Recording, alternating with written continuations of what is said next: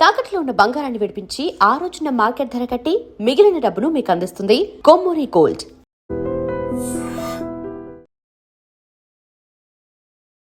Diego నమస్తే, నేను Kavitha. Welcome to I dream news and నిజాలు. డియాగో గార్సియో ఒక దీవి పేరు. ఇది భారతదేశానికి అతి సమీపంలో, అంటే 1800 కిలోమీటర్ల దూరంలో ఉంటుంది. ఇక్కడ జనాభా అసలే లేదు. కాకపోతే అతి సుందరమైనటువంటి పర్యాటక ప్రాంతం అయినప్పటికీ పర్మిషన్స్ లేకుండా అక్కడికి ఎవరూ వెళ్ళడానికి లేదు. జనాభా లేకపోయినప్పటికీ అక్కడ యుఎస్ ఆర్మీ ఉంటుంది, యూకే ఆర్మీ కూడా అక్కడే ఉంటుంది. బట్ ట్రంప్ కళ్ళు ఇప్పుడు గ్రీన్లాండ్స్ తర్వాత డియాగో గార్సియా మీద ఎందుకు పడ్డాయి? ఎందుకని యూకే మీద ఇప్పుడు ట్రంప్కి అంత కోపం వచ్చింది? మనతో పాటుగా ఉన్నారు సీనియర్ జర్నలిస్ట్ సురేష్ కొచ్చాతిల్ గారు. సార్ నమస్తే. సో గ్రేటెస్ట్ స్టూపిడిటీ అంటున్నాడు ట్రంప్ యూకే డియాగో గార్సియాని మారిషస్కి అప్పగించడాన్ని. బట్ అది మన దగ్గరే ఉంటే మనకు హెల్ప్ అవుతుంది అనేటువంటి మాట. అసలు జనాభా లేని దగ్గర ఎందుకని ఇప్పుడు గ్రీన్లాండ్స్ తర్వాత దీని మీద కన్నేశాడు ట్రంప్? డియాగో గార్సియా అనేది మారిషస్ వాళ్ళ ఐలాండ్స్. వాళ్ళది చాలా ఐలాండ్స్ ఉన్నాయి వాళ్ళ దగ్గర. దాంట్లో 60 ఐలాండ్స్ పేరు చెగోస్ ఐలాండ్స్ అన్నది, పార్ట్ ఆఫ్ మారిషస్. కానీ ఆ టైంలో బ్రిటిష్, డచ్, ఫ్రెంచ్ వీళ్ళందరూ పరిపాలించారు ఈ ఏరియాలో. మన దగ్గర కూడా ఈస్ట్ ఇండియా కంపెనీ వచ్చారు ఆ టైంలో.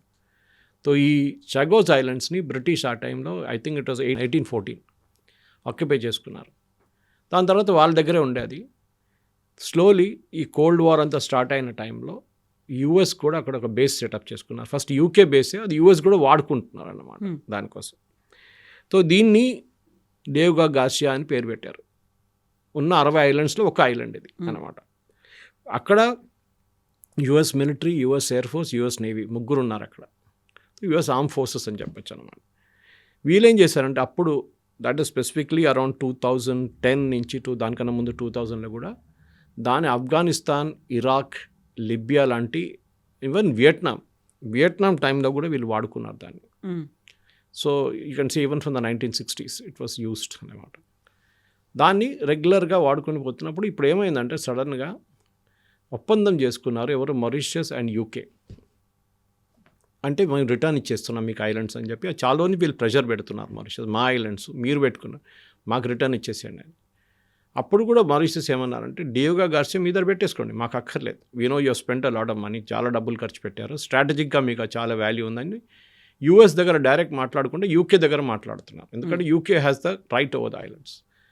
వీళ్ళేం చెప్పారంటే మాకు ప్రతి సంవత్సరం యూకే కూడా అంగీకరించారు, $100 million మీకు ఇచ్చేస్తాం. ఐలాండ్ వాడుకునే దానికి $100 million అంటే ఆల్మోస్ట్ ఒక 800 కోట్లు అని పెట్టుకోవచ్చు, మీకు ఇచ్చేస్తాం. రెంట్, లీజ్ రెంట్, దానికి 99 సంవత్సరాలకి లీజ్ రాసి ఇచ్చేస్తానని చెప్పి. సో ప్రాబ్లం ఏం లేదు. కానీ ట్రంప్కి ఇప్పుడు ప్రాబ్లం ఎక్కడ వచ్చిందంటే, ఆయన ఒక సంవత్సరం ముందు ఇదే ఒప్పందం పెట్టినప్పుడు వెల్కమ్ చేసిన మనిషి. ఆ స్టేట్మెంట్ ఇప్పుడు కూడా మీకు గూగుల్ చేసి మీకు వచ్చేస్తుంది. వెరీ గుడ్ డిసిషన్, చాలా బాగా చేశారు, ఇట్లానే మనం ఇంకా చేయాలి, అది ఇదని చెప్పారు. అదే మనిషి ఇప్పుడు ప్యానిక్ అవుతున్నారు.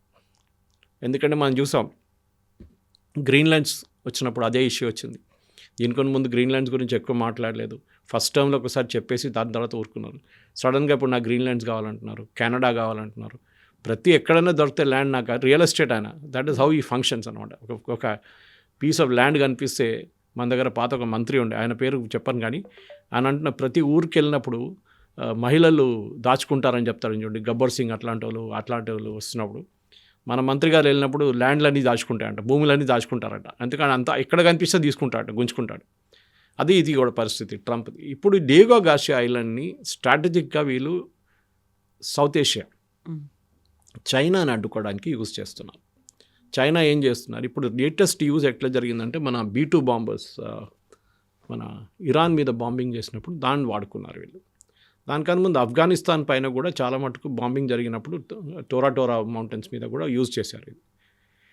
కానీ ఇప్పుడు ఎందుకు, మీరు అడిగిన ప్రశ్నకి ఇప్పుడు సడన్గా ట్రంప్కి ఇంత ఇంట్రెస్ట్ ఎందుకు వచ్చిందంటే, భయం. ఈ మిగతా 59 ఐలాండ్స్ డియాగో గార్సియా పక్కన పెడితే భారతదేశానికి అప్పగిస్తున్నారు. మనం ఏం చెప్పామంటే దాన్ని హైడ్రోలాజికల్గా, స్ట్రాటజిక్గా అక్కడ ఉన్న బయో రిజర్వ్, ఎందుకంటే అది చాలా ఎకలాజికలీ సెన్సిటివ్ ప్లేస్, అక్కడ మీరు పెద్ద పెద్ద బిల్డింగ్లు కట్టలేరు. So it has to be preserved like that. దానికోసం కావాల్సిన హెల్ప్ అంతా మేము చేస్తామని చెప్పి భారతదేశం, మారిషస్ ఒక ఒప్పందం చేసుకున్నారు. ఆ టైంలో ఇప్పుడు ట్రంప్కి టెన్షన్ ఏమొస్తుందంటే అక్కడ భారతదేశం వచ్చి కూర్చుంటే వాళ్ళు మిగతా రష్యాకి చెప్తారో లేకుంటే మేము కూడా ఏం చేస్తున్నామని భారతదేశం తెలిసిపోతుంది. అదొక టెన్షన్ ఇప్పుడు ట్రంప్కి వచ్చేస్తున్నారు. దానికోసం ఇప్పుడు ఆయన వ్యతిరేకిస్తున్నారు. ఇదే టైంలో బ్రిటిష్ పార్లమెంట్లో కూడా డిస్కషన్ నడుస్తుంది. అక్కడ రిఫార్మ్ పార్టీ వాళ్ళు దీన్ని వ్యతిరేకించారు. మీరు ఎట్లా ఒప్పందం చేస్తారు? మనం బ్రిటన్ మర్చిపోతున్నారు. ఒక టైంలో sun will never set the British empire అని చెప్పారు. రవి అస్తమించని సామ్రాజ్యం ఇప్పుడు ఎక్కడ పోయిందండి ఆ సామ్రాజ్యం? అడ్రస్ లేకుండా పోయింది. ఒక టైంలో సిలోన్, భారతదేశం, భారతం అంటే మొత్తం including Afghanistan, Pakistan, whatever is there right now, ఇటువైపు ఫిలిప్పీన్స్, అటువైపు ఇండోనేషియా మొత్తం ఆక్యుపై చేసుకునే వీలే ఉండే కదా బ్రిటన్. దాని తర్వాత అక్కడిక్కడ ఫ్రెంచ్ వాళ్ళు ఉన్నారు, డచ్ వాళ్ళు ఉన్నారంతా. ఇన్ఫ్యాక్ట్ డచ్ వాళ్ళు ఫస్ట్ వచ్చారు. డచ్ ఆర్మీ వచ్చిన తర్వాతనే భారతదేశం మీద ఫస్ట్ ఆక్రమించుకుని డచ్ వాళ్ళు. మన కోసం మన దగ్గర భీమ్లీ వైపు మీకు కనిపిస్తుంది, వాళ్ళ ఒక సెటిల్మెంట్ ఉంటుంది అటువైపు. ఎందుకంటే మన దగ్గర ఆ టైంలో అన్నిటికంటే పెద్ద పోర్ట్ మచిలీపట్నం ఉండే, మచిలీపట్నం. అక్కడి నుంచే బ్రిటిష్ వాళ్ళు కూడా దూరారు లోపలికి. దానికోసం వాళ్ళు కలకట్టాకి వెళ్ళారు, ఢిల్లీకి వెళ్ళలేదు ఫస్ట్. తో ఈ డచ్ వాళ్ళు ఏమైందంటే మార్తాండవర్మ అప్పుడు ఉన్న రాజా, ట్రావెంకోర్ రాజాతోని వాళ్ళ నేవీ కూడా చాలా పవర్ఫుల్ ఉండే. ట్రావెంకోర్ నేవీ, డచ్ నేవీ దానికన్నా బెటర్. అంటే వరల్డ్లో నంబర్ 1 నేవీ డచ్. సో వీళ్ళ మెయిన్ బేస్ సిలోన్లో ఉండే. సిలోన్లో ఉన్నప్పుడు ఇక్కడ ఇటు పక్కన బ్రిటిష్ వాళ్ళు ఉన్నారు. అదే మేము చెప్పాను చూడండి, ఐలాండ్స్ అన్నీ వాళ్ళ దగ్గర ఉండే. మాల్డీవ్స్ కూడా వాళ్ళ దగ్గర ఉండే. యాక్చువల్లీ మాల్డీవ్స్ నుంచి మారిషియస్, సెషెల్స్ అంతా బ్రిటిష్ వాళ్ళ చేతిలో ఉండే. సో ఈ సిలోన్ నుంచి వీళ్ళు మార్తాండవర్మ మీద అటాక్ చేశారు, భారతదేశాన్ని ఆక్యుపై చేసుకోవడానికి. అప్పుడు బ్రిటిష్ వాళ్ళు రాలేదు ఇండియాకి. ఇంకా East India, Dutch East India company ఉండేది, not British East India company. Battle of Colachel అని చెప్పి ఇప్పుడు కూడా మీరు కన్యాకుమారికి వెళ్తున్న రూట్లో ఒక పెద్ద మాన్యుమెంట్ కనిపిస్తుంది మీకు, టవర్ లాగా. That is where that battle happened. అంటే సీలో జరిగింది. ఇప్పుడు కూడా మీరు మిలిటరీ కాలేజెస్కి వెళ్తే, నేను కూడా ఇక్కడ మిలిటరీ కాలేజ్కి వెళ్తే చూసాను, బిగ్గెస్ట్ నేవల్ బ్యాటిల్స్లో the battle of Colachel between Dutch East India company and Marthanda Varma navy. Marthanda Varma navy వాళ్ళని ఓడించారు డచ్ని. The last battle. ఇన్ఫ్యాక్ట్ వాళ్ళ మెయిన్ అడ్మిరల్ని అరెస్ట్ చేసి మార్తాండవర్మ కోర్టుకు తీసుకొచ్చి, మార్తాండవర్మ ఆయన్ని పనిష్ చేయకుండా ఆయనకి చీఫ్ ఆఫ్ ఆర్మీ స్టాఫ్, అంటే వాళ్ళ చీఫ్ ఆఫ్ ఆ టైంలో ఆర్మ్ ఫోర్సెస్ చీఫ్గా చేశారు ఆయన. లెస్టర్ సి అనేది పేరు నాకు, it's very tongue twisting name. అంత పవర్ఫుల్ ఉండే మన మార్తాండవర్మ ఆర్మీ. దాని తర్వాత ఏం జరిగిందంటే డచ్ మొత్తం కొలాప్స్ అయిపోయారు కంప్లీట్గా. ఆ డిఫీట్తో వాళ్ళు ఎప్పుడు they could not overcome it అనమాట. వాళ్ళు అసలు ధ్వంసం అయిపోయారు complete. They lost Ceylon, they lost, భారతదేశంకి ఎంట్రీ లేదు. అటువైపు ఫిలిప్పీన్స్, ఇండోనేషియా అంతా వాళ్ళ చేతిని జారిపోయింది. ఆ టైంలో బ్రిటిష్ వాళ్ళు వచ్చారు. And this is the time first they went to 1818 at Diego Garcia. ఆ టైంలో డిగో గార్సియా చెగోస్ ఐలాండ్స్కి వెళ్ళారు. ఆ చెగోస్ ఐలాండ్స్ నుంచి Diego Garcia was the part of it అనమాట. కానీ 1986 50s నుంచి బ్రిటన్ కూడా దాన్ని వాడడం మొదలుపెట్టారు ఫుల్ ఫ్లెజ్గా, అండ్ అమెరికన్స్ రావడం. ఇప్పుడున్న పరిస్థితిలో ప్రాబ్లం ఏం లేదు actually. Technically there is no issue. మనం కూడా రెడీగా ఉన్నాం వాళ్ళని హెల్ప్ చేయడానికి మారిషస్. కానీ యుఎస్ అడ్డుకుంటున్నాం. యుఎస్ అంటున్నారు ఇప్పుడు, why are you doing it, foolish move, that is చేయకూడదు, వాళ్ళకి ఇవ్వకూడదు. అరే వాళ్ళ ఐలాండ్స్, వాళ్ళ ఇండిపెండెన్స్ వచ్చిన తర్వాత వాళ్ళు ఎప్పటి నుంచో అడుగుతున్నారు, మా 60 ఐలాండ్స్ మాది, మాకు ఇచ్చేసేయండి అంటే. ఒప్పందం చేసుకున్న తర్వాత 2025లో చేశారు. 2022లో డిస్కషన్స్ మొదలైంది బ్రిటన్తో, యూకేతో. దాని తర్వాత 25లో సంతకం పెట్టారు. అన్నీ జరిగిన తర్వాత ఇప్పుడు ఎట్లా అపోజ్ చేస్తారండి? ఇదే అర్థం కావట్లేదు. సో మీ బేస్ పోతుందంటే ఒక భయం ఉంటుంది, అది లేదు కదా ఇప్పుడు. The base still there. కానీ అటువైపు భారతదేశం ఏమో మేము ఆ మిగతా ఐలాండ్స్ని హైడ్రలాజికల్గా డెవలప్ చేసి అక్కడున్న మెరైన్ రిసోర్సెస్ని కూడా మేము, అది ఫిషరీ ఉండొచ్చు, మిగతా ఏమైనా ఉండొచ్చు, మేము డెవలప్ చేసి ఇస్తామని చెప్పి ఒక ప్రాజెక్ట్స్ మొదలు పెడదాం అనుకుంటే ఈ ప్రాబ్లం మొదలైందని. సో అమెరికా ఎక్కడో ఉంది, యూకే ఇంకెక్కడో ఉంది, అక్కడి నుంచి ఇక్కడి దాకా వచ్చి వాళ్ళకి బేస్ని సెట్ చేసుకోవాల్సినటువంటి అవసరం ఏముంది? ఎందుకంత ఎక్కడో అన్మాన్డ్ దీవులు ఏవైతే ఉన్నాయో వాటి దగ్గరికి వెళ్ళి వీళ్ళు అన్నిటినీ త్రివిధ దళాలని అక్కడ మోహరించుకునేంత థ్రెట్ ఎందుకని అనిపిస్తోంది వాళ్ళకి? థ్రెట్ ఏంటంటే వాళ్ళకి మెయిన్గా భయం రష్యన్స్ వస్తారని ఒక భయం ఉండే ముందే. అంటే మారిషస్ ఇండియాకి ఇవ్వకుండా రష్యాకి ఇస్తారు, లేకుంటే ఇండియా రష్యా కోసం పనిచేస్తారు అని ఒక డౌట్ ఉంది. అంటే ఎన్ని ఎయిర్క్రాఫ్ట్ ఉంది, ఎన్ని నేవల్ షిప్స్ అక్కడ ఉన్నాయి, ఎప్పుడు టేక్ ఆఫ్ చేస్తుంది, ఎప్పుడు ల్యాండ్ చేస్తుంది ఎయిర్క్రాఫ్ట్, ఎంతోమంది అక్కడ ఉన్నారు. ఇప్పుడు 2500 మంది ఉన్నారు పర్సనల్ అక్కడ. అంతే, దానికన్నా ఎక్కువ వాళ్ళు తట్టుకోలేరు ఐలాండ్స్. అది ఇట్స్ వెరీ సెన్సిటివ్ అనమాట. అక్కడ మీరు డ్రైనేజ్ ఫెసిలిటీస్ ఉండదు, తక్కువ డ్రింకింగ్ వాటర్. పవర్ సప్లై ఇదంతా మన లక్షద్వీప్ లాగా మన అండమాన్స్ లాగానే ఉంటుంది అనమాట. సో మనం ఏం చేస్తున్నాం అంటే మన వైపు నుంచి కూడా వీఆర్ నౌ ఒక కాన్సన్ట్రేషన్ ఏంటంటే ఒకటి శ్రీలంక వైపు నుంచి, ఇంకోటి గ్రేట్ నికోబార్ ప్రాజెక్ట్ ఒకటి, ఇటువైపు లక్షద్వీప్లో we're set up full fledged naval command. ఇప్పుడు మన దగ్గర మాల్డీవ్స్లో ఆల్రెడీ ఉన్నారు. ఆ క్యాంపెయిన్ నడిపించిన తర్వాత కూడా మ్యూజియం కేమ్ డౌన్ అండ్ ఇప్పుడు అగ్రీ చేశారు. అక్కడ మన ఇక్కడ నేవల్ ఫెసిలిటీ ఒకటి ఉంది అక్కడ. శ్రీలంకలో మనం అక్కడ ఉన్న ఒక నేవల్ డాక్యార్డ్ని కొనుక్కున్నాం. ఎందుకంటే చైనా అక్కడ వచ్చి హంబాబోటా పోర్ట్ టేక్ ఓవర్ చేసుకున్నప్పుడు అప్పుడు ఇమ్మీడియట్గా మనకి రెడ్ ఫ్లాగ్స్ రైజ్ అయినాయి. మనం కూడా ఒక ప్రెజెన్స్ ఉండాలని చెప్పి లక్కీలీ ఒక 2 సంవత్సరాల ముందు ఒక శ్రీలంకన్ ఒక నేవల్ షిప్ యార్డ్ బ్యాంక్రప్ట్ అయిపోయారు, దివాలా అయిపోయారు. అప్పుడు మన మ్యాజగాన్ డాక్, మన దగ్గర ఉన్న గవర్నమెంట్ ఆఫ్ ఇండియా వాళ్ళ Mazagon dock even though individual కంపెనీగా ఇన్వెస్ట్ చేసి ఆ టేక్ ఓవర్ చేసుకున్నాం. సో మనకు presence great Nicobar, Colombo, Maldives, Mauritius, Lakshadweep, string of pearls. In fact Maldives అనే islands Lakshadweep extension. The last island లక్షద్వీప్లో ఉన్నది I think it's Minicoy. Minicoy ఐలాండ్లో మాట్లాడుతున్న భాషనే మాల్డీవ్స్లో మాట్లాడతారు. The same language they speak. అప్పుడు అంత క్లోజ్ రిలేషన్షిప్ ఉందన్నమాట మనకి. ఇండియన్ ఓషన్ అనేది కవిత గారు చాలా మట్టుకు ఇప్పుడు ఒక చాలా క్రూషియల్ ఏరియా అయిపోయింది. ఒకటి China presence. China South China Sea నుంచి మలకా స్ట్రైట్స్ అంటే it start somewhere just near Sri Lanka నుంచి మొదలై త్రూ ద ఇండోనేషియన్ రీజన్ అది ఆస్ట్రేలియా వైపు అవుతుంది. ఆ మలకా స్ట్రైట్స్ కూడా ఆల్మోస్ట్ 60% వరల్డ్లో ఉన్న ఆయిల్ ఆ స్ట్రైట్స్ నుంచి పాస్ అవుతుంది.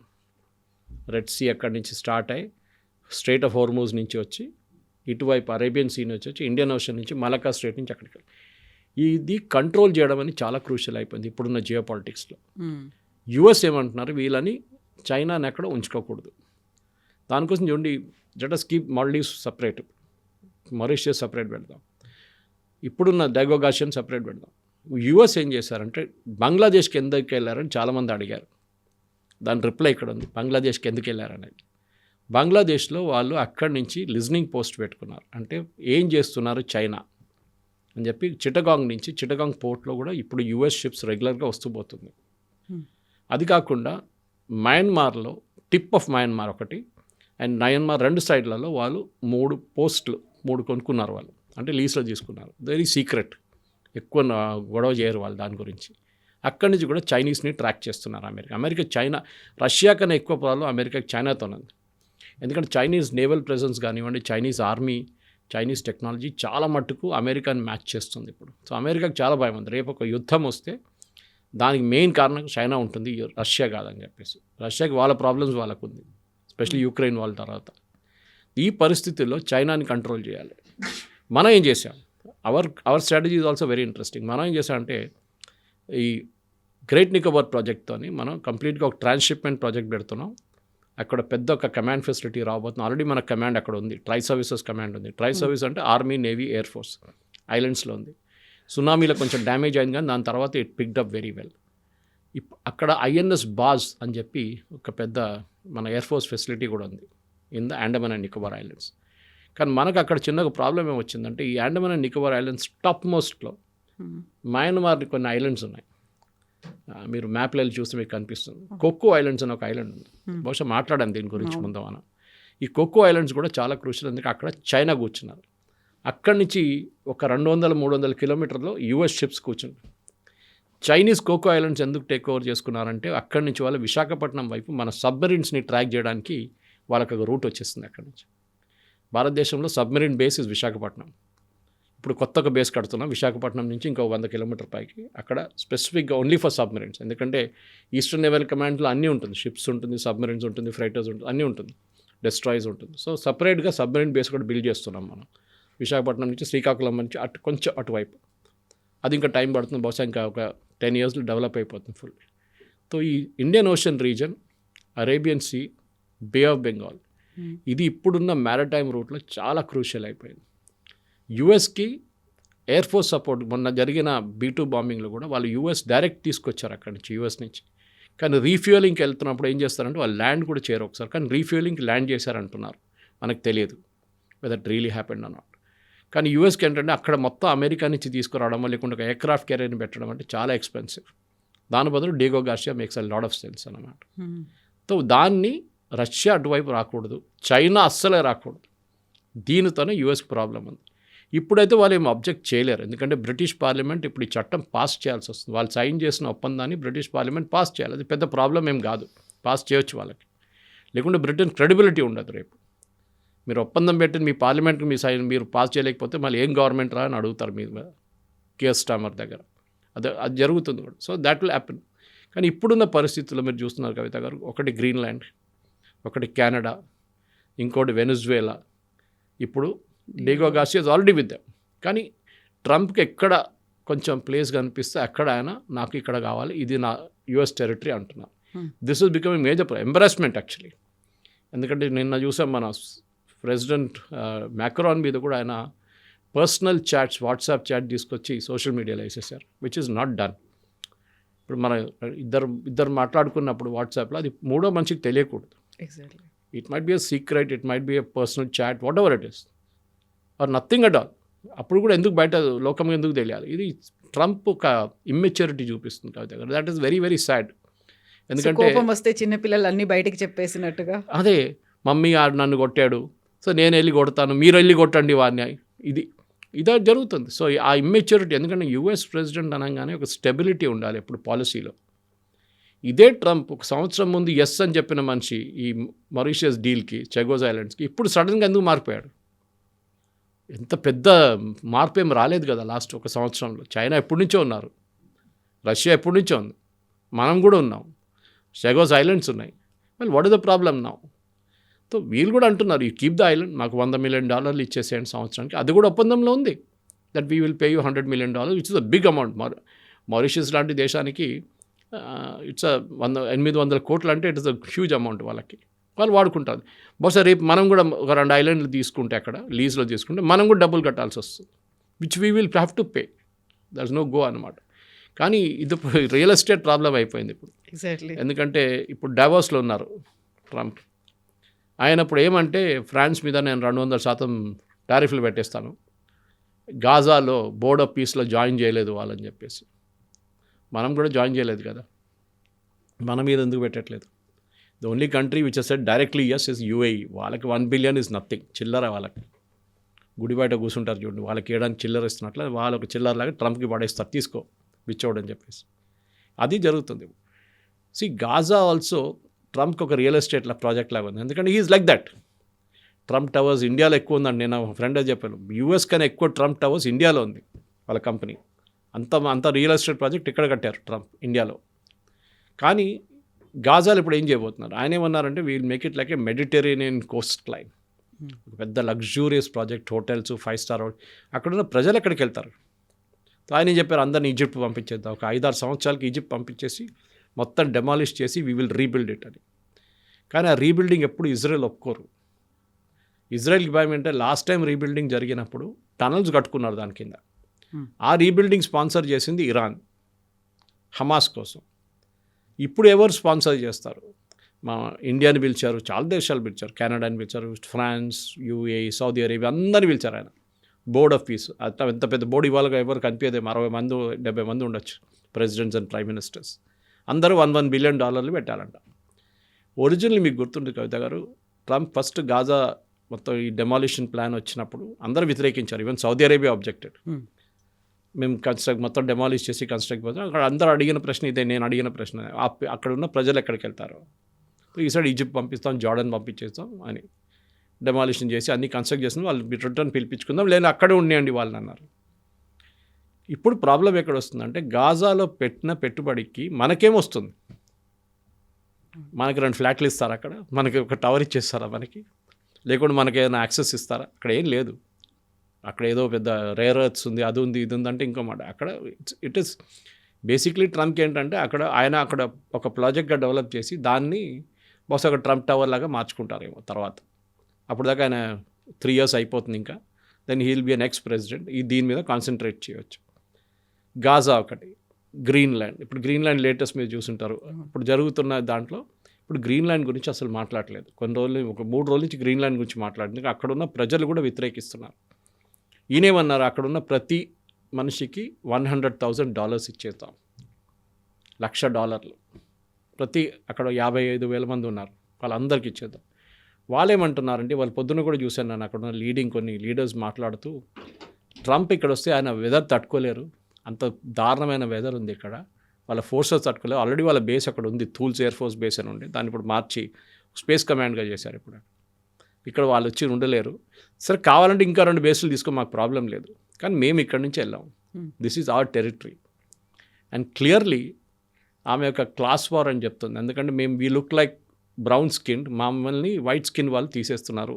ఇది పాత 1800s నుంచి జరుగుతున్న ఒక కోలనైజేషన్ ప్రాసెస్, ట్రంప్ మళ్ళీ తీసుకొస్తున్నారు దాన్ని. సో ఈ పొజిషన్లో గ్రీన్లాండ్ కూడా ఇప్పుడు దే ఆర్ అబ్జెక్టింగ్. దాంతో అన్నిటికంటే పెద్ద ప్రాబ్లం ఇప్పుడు EU స్ప్లిట్ అయిపోయారు కంప్లీట్గా. EU నేను అనుకుంటాను, ఎందుకంటే వాళ్ళంతా 27 దేశాలు ఉన్నాయి EU, అది కాకుండా నేటో కూడా ఉన్న 20+. ఈ నేటో కానీ EU కానీ దే విల్ గెట్ సింప్లీ, ఇది ఏదైనా గ్రీన్లాండ్ మీద కాలు పెడితే కూడా ట్రంప్ రేపు ఆల్రెడీ ఉన్నారు బేస్, అది కాకుండా మేము ఆక్యుపై చేస్తాము, మేము ఆర్మీని పంపిస్తాము, అది చేస్తాం ఇది చేస్తాను చేస్తే మొత్తం the entire EU mechanism NATO collapse అయిపోతుంది. ఉండదు, నేటో అనే ఒక ఫోర్స్ ఉండే ప్రసక్తే లేదన్నమాట. ఇది ప్రాబ్లం. సో ఇప్పుడు గ్రీన్లాండ్స్ తర్వాత ఈ దీవి మీద ఫోకస్ అనేది ఉంది. ప్రతి చోట కూడా తనకు కావలసినటువంటి డిఫెన్స్ సిస్టమో లేకుంటే తన దేశానికి రక్షణగా ఏది ఉపయోగపడుతుందో దానికోసం చూస్తున్నాడు తప్ప అక్కడికి వెళ్ళినప్పుడు అక్కడ రేర్ మెటల్స్ ఉన్నాయా, లేకపోతే ఆ దేశానికో లేకుంటే ఆ దీవుకో ఏదైనా ఉపయోగపడుతుందా ఇలా చూడదు. సో గ్రీన్లాండ్స్ అయిపోయాయి, ఇప్పుడు డియాగో అయిపోయింది, ఆ తర్వాత నెక్స్ట్ 4 సైడ్స్ కోసం దృష్టి పెట్టబోతున్నాడా అనేది కూడా వినిపిస్తుంది కదా. ఎగ్జాక్ట్లీ, రేపు గాజాలకు ఒక బేస్ పెట్టుకోవచ్చు, గాడ్ నోస్, అది కూడా జరగవచ్చు. అంటే గాజాలో అందరిని పంపించేసి హమాస్ అంతా అవుట్ చేసిన తర్వాత నేను అక్కడ బేస్ పెట్టుకుంటాను ఒకటి. ఆల్రెడీ సౌదీ అరేబియాలో ఉంది, బహ్రెయిన్లో ఉన్నాయి, ఖత్తర్లో అన్నిటికంటే పెద్ద బేస్ ఉంది, UAEలో బేస్ ఉన్నాయి, ఇరాక్లో బేస్ ఉంది వాళ్ళకు. ఏ కంట్రీలో లేదని చెప్పండి, పాకిస్తాన్లో ఉంది, బంగ్లాదేశ్లో ఉంది. ఇప్పుడు మనమే ఉండము possibly, we are not given a base to US. దానికోసం డియాగో గార్సియాలో పెట్టుకున్నారు ఆయన. ట్రంప్కి ఏంటంటే కవిత గారు నిన్న కూడా ఆయన మాట్లాడుతున్నప్పుడు, ఇప్పుడు డావోస్కి వెళ్ళే ముందు మాట్లాడారు అట్ ద ఎయిర్పోర్ట్. ఆయన ఏమంటారు, నా స్ట్రెంగ్త్ చూడండి, ఎగ్జాక్ట్లీ 1 year నిన్న ఆయన ప్రమాణ స్వీకారం చేసి 1 year అవుతుంది. నన్ను చూడండి, ఒక సంవత్సరంలో నేను ఎంత మార్పు తీసుకొచ్చాను, నా మాటలు చెప్పంగానే భయపడుతున్నారు లోకం. ఒక నార్సిస్ట్ అంటారు ఇంగ్లీష్లో దాన్ని, ఒక వర్డ్. అంటే మీరే దేవుడి తర్వాత మీరే దిగి వచ్చారు, రావణాసురుడి కన్నా పెద్ద రావణాసురుడు తయారవుతున్నారు, నన్ను చూడంగానే ప్రజలు భయపడుతున్నారు. ఇట్లాంటి వాళ్ళది హిస్టరీలో చాలా స్టోరీస్ ఉన్నాయి.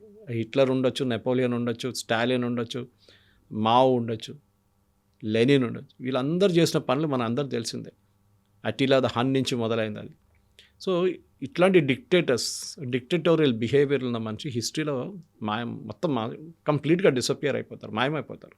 అందులో ఆయన వెరీ రీసెంట్గా ఇంకో మాట కూడా చెప్పారు, నాకు నోబెల్ పీస్ ప్రైజ్ ఇవ్వనప్పుడు నేను ఇంకా వీటన్నిటి గురించి నేను ఎందుకు ఆలోచించాలి, నేను ఎందుకు కృషి చేయాలి. నార్వీజియన్స్కి చెప్పారు డైరెక్ట్, ఆలోచించండి, మీరు నాకు నోబెల్ ప్రైజ్ ఇవ్వలేదు కదా, నేను చూసుకుంటాం. ఆలోచించ, is that the way US president speaks? ఒక మెచ్యూరిటీ ఉండాలి. డియాగో గార్సియా కానీ మీరు గ్రీన్లాండ్ కూడా కన్సిస్టెంట్ పాలసీ ఉండే USకి 50-60 సంవత్సరాల నుంచి. ఆ పాలసీ ఎప్పుడు మారలేదు. డెమోక్రటిక్ ప్రెసిడెంట్ ఉండి, రిపబ్లికన్ ప్రెసిడెంట్ ఉండి, ఏదో బుష్ టైం నుంచి ఒబామా, క్లింటన్, దాని తర్వాత అగైన్ బైడెన్, ఎక్కడ ఈ పాలసీ మారలేదు. కానీ ట్రంప్ వచ్చిన తర్వాత ఫస్ట్ టర్మ్లో కరెక్ట్ కొంచెం స్టేబుల్గా ఉన్నాడు మనిషి, సెకండ్ టర్మ్లో రాగానే ఆయనకి ఏదో ఇప్పుడు డెస్పరేట్ అయిపోయాడు. నాకు ఒక 3వ టర్మ్ దొరికితే అది కూడా బాగుంటుంది, ఇట్లా చేసి చూపించిన తర్వాత US ప్రజలు అంటారు, రేపు మా ప్రెసిడెంట్ ఫర్ లైఫ్, మన నార్త్ కొరియాలో ఉన్నాడు చూడండి కిమ్ జాంగ్ ఉన్ లాగా, ప్రెసిడెంట్ ఫర్ లైఫ్ పెట్టుకుందాం ట్రంప్ గారిని, ఇంకా ఏ ప్రెసిడెంట్ ఎలక్ట్ కాకూడదు, అట్లాంటి ఒక పరిస్థితికి తీసుకురావాల్సి. ఒక నార్సిసిస్ట్ అయిపోయాడు ఆయన. అంటే ఆయన పిక్చర్ ఆయనకు మిర్రర్లో చూడడం చాలా నచ్చినది, ఆయన వాయిస్ ఆయనకు నచ్చడం మొదలుపెట్టింది. ఆయనకు వ్యతిరేకించడానికి ఎవరు లేరు అమెరికాలో ఇప్పుడు. అంటే వాళ్ళ ప్రజలు ఇన్ఫ్యాక్ట్ ఒక సర్వే మొన్న జరిగింది, దాంట్లో 77% మంది అమెరికన్ ప్రజలు గ్రీన్లాండ్ మీద అమెరికా చేయబోతున్న దాడిని వ్యతిరేకిస్తున్నారు, ట్రంప్ పాలసీని. ఇప్పుడు ఏమంటారు ఈయన? అది ఆయన క్యాబినెట్, ఆయన ఇన్నర్ క్యాబినెట్లో ఉన్న వాళ్ళు, సెక్రటరీ ఆఫ్ స్టేట్ కానీ, డిఫెన్స్ సెక్రటరీ హెస్కెత్ కానీ, వీళ్ళెవ్వరూ ఆయన మీద ఒక్క మాట కూడా రిటర్న్ చెప్పలేకపోతున్నారు. అంత ఒక డిక్టటోరియల్ యాటిట్యూడ్ అయిపోయి, ఏమని అంటే నేను తీసి పడేస్తాను, నేను అయిపోయింది, అవుట్, కథ. మనం చూస్తున్న అటార్నీ చూస్తున్న files, Epstein file hand over చేయాలని చెప్పి ఆయన సాక్ చేసేసారు మొన్న. ఎందుకండి ఇది? FBI ఒక సీనియర్ ఆఫీసర్ని సాక్ చేశారు మన. ఆయనకు ఎవరైనా నచ్చకపోతే అంతే సంగతి. They will just take him and throw him out అనమాట. ఇది యూఎస్కి చాలా డేంజరస్. ఎందుకంటే end of the day US ఒక డిక్టటోరియల్ రాజ్యం కాదు, అది డెమోక్రటిక్ కంట్రీ. ఇప్పుడు మిడ్ టర్మ్ పోల్స్ రాబోతుంది. ఈ నిన్న జడ్జ్మెంట్ రావాలండే టారిఫ్ల గురించి, అది రాలేదు. మళ్ళీ పోస్ట్పోన్ అయింది, వాయిదా పడింది. అది మళ్ళీ ఎప్పుడు వస్తుందో తెలియదు, నెక్స్ట్ వారమో అది కాకుండా నెక్స్ట్ వీక్ ఉండొచ్చు. మిడ్ టర్మ్ పోల్స్ వచ్చినప్పుడు చాలా మటుకు Trump is in a very dangerous territory. అంత నెగటివ్ ఉంది ఇప్పుడు ఇమేజ్. బహుశా దీని తర్వాత ట్రంప్కి రావాల్సిన అన్నిటికంటే పెద్ద పొలిటికల్ ఒక hit will be midterm poll. దాంట్లో ఆయన ఓడిపోయారు అనుకోండి, మిడ్ టర్మ్ పోల్ ఆయన ఓడాడు, ఆయన సీట్లు తగ్గిపోతుంది వాళ్ళ సెనెట్లో, కాంగ్రెస్లో తగ్గిపోతే ఆయన ఒక్క బిల్లు కూడా పాస్ చేయలేరు. ఈ టారిఫ్ మీద సుప్రీంకోర్టు ఓవర్ రూల్ చేస్తే $200 బిలియన్ రిటర్న్ కట్టాల్సి వస్తుంది. ఎవరెవరి దగ్గర తీసుకున్నారు అని. ఆయన ఏమంటారు, నేను పెంచాను చూడండి $200 billion, I have raised capital. నిన్న ఒక సర్వే వచ్చింది కవిత గారు, దాంట్లో వాళ్ళకి అనలైజ్ చేశారు ప్రతి ప్రోడక్ట్ యూఎస్కి వచ్చింది లాస్ట్ ఈ టారిఫ్ పెట్టిన తర్వాత, లిబరేషన్ డే అని చెప్పాడు. $4 బిలియన్ బయట నుంచి ఉన్న కంపెనీలు కట్టారు. మిగతా అంతా అక్కడ ప్రజలే కట్టారు.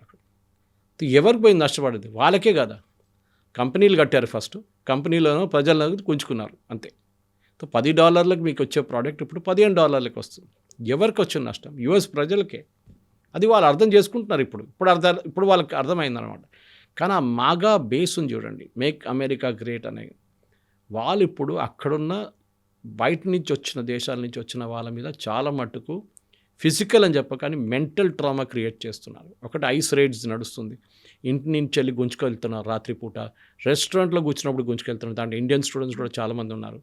ఇప్పుడు లేటెస్ట్ మా ఫ్రెండ్స్తో మాట్లాడుతున్న వాళ్ళు ఏమంటున్నారంటే, జాబ్స్ కూడా ఎవరైనా ఇండియన్స్కి ఇచ్చిన వాళ్ళు ఏం చేస్తున్నారంటే, they are going and seeing ఎంతమంది H1B అప్లై చేశారు, ఏ కంపెనీ వాళ్ళు అప్లై చేశారు, దాంట్లో ఎంతమంది ఇండియన్స్ ఉన్నారు, వాళ్ళ వ్యతిరేకంగా క్యాంపెయిన్ నడిపాడు. ఇప్పుడు ఫెడెక్స్ చూడండి, latest was FedEx Subrahmanyam is the CEO. ఆయన మీద you are an Indian so you are taking Indians. ఆయన అన్నారు లాస్ట్ ఇయర్ నేను 450 అప్లై చేశాం మేము H1B, ఈ సంవత్సరం ఓన్లీ 100 మేము అప్లై చేసింది. మాకు ఆ టాలెంట్ కావాలి, మాకు కాదు అమెరికన్స్నే తీసుకోవాలి. నేను చెప్తాను కవిత గారు, ఇట్స్ మోస్ట్ మన స్టూడెంట్స్కి ఆల్రెడీ 70% ఇవాళ 71% తగ్గిపోయింది. ఆలోచించండి, మన స్టూడెంట్స్ కూడా ఆలోచించాలి. మన ప్రోడక్ట్స్ ఎట్లా డైవర్సిఫై చేస్తున్నామా? మోదీ గారు ఏం చేశారు, ఇప్పుడు యూతో FTA సైన్ చేయబోతున్నాం. అది సైన్ చేస్తే మనకి అమెరికన్ మార్కెట్ అక్కర్లేదు. Will be happy with the European market. అంత పెద్ద మార్కెట్ అక్కడ కూడా ఉంది.